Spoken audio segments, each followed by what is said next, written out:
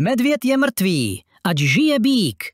Velké poklesy trhů, ty už neuvidíme. Od konce roku 2023 Bitcoin stoupá výš a výš. A proč je medvěd mrtvý? Kvůli změně pravidel hry. ETF, gigantický nepřestávající hlad miliardářů a jejich fondů. Bitcoin opravdu nikdy neuvidíš za hodnoty jako v roce 2022 nebo 2023. Kdo tvrdí opak? Lže. Nás čeká zářné období. Ale pro obyčejné lidi jen zmatek z nějakého čísla.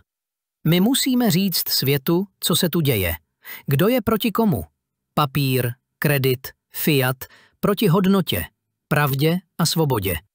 Bitcoin už není spekulace. Je to cesta vpřed. Souhlasíš? Pak sdílej, ať to ví celý svět. Díky.